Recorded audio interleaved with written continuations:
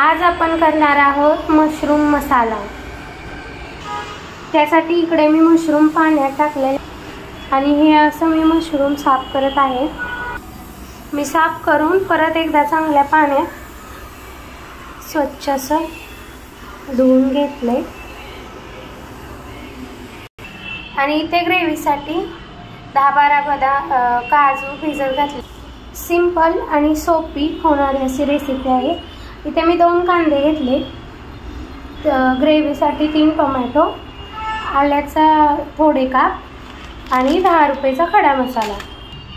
कढई चांगली तापलेली आहे, त्याच्यात तेल टाकून घेतलं आणि त्याच्यात आपण आता खडा मसाला खडा मसाला चांगला तडतड की त्यात आपण कांदा टाकायचा, बारीक चिरलेला कांदा छान भाजतोय तोपर्यंत आपण ग्रेव्हीची तयारी करूया।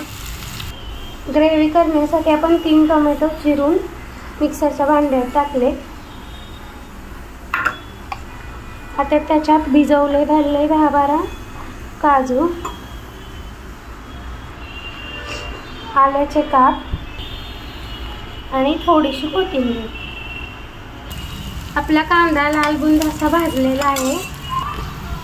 आता आपण त्याच्यात ग्रेव्ही टाकू। आपण ग्रेव्ही टाकलेली आहे, त्याच्यात कोथिंबीर टाकल्यामुळे त्याचा कलर जरा वेगळा आलाय। तेल सुटेपर्यंत आपण चांगली ग्रेव्ही भाजून घेऊया। तर या ग्रेव्हीत आपण अंदाजाने 1 चमचा धने पूड, काश्मीरी लाल तिखट तुमच्या आवडीप्रमाणे आणि गरम मसाला 1 चमचा, हे सगळं टाकून मिक्स करून घ्यायचं याला चांगलं। आता हा मसाला चांगलं तेल सुटेपर्यंत भाजून घ्या। तुम्ही बघू शकता आपल्या मसाल्याला छान असं तेल सुटलेलं आहे।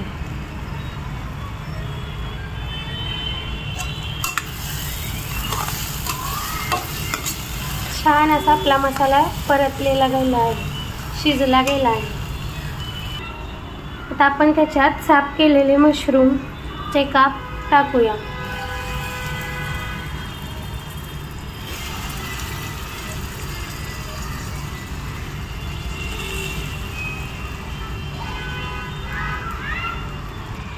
हे आता आपण व्यवस्थित मिक्स करून घेऊया।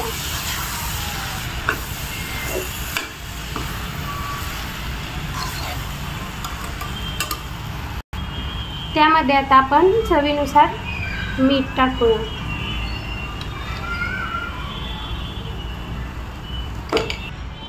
आता आपण याच्यावर झाकण ठेवून त्याला 10 ते 15 मिनिटं शिजून देऊया।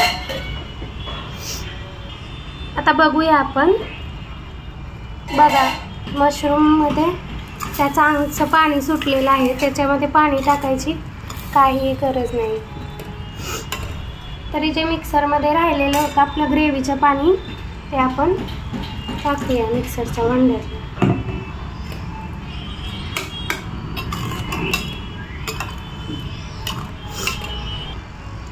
आणि तुम्हाला ज्या पद्धतीनं ग्रेव्ही अशी पातळ किंवा घट्ट पाहिजे त्या क्वांटिटीमध्ये पाणी टाका आणि मस्त असं शिजू द्या। आता आलायच तर सबस्क्राईब करून जावा। बाय।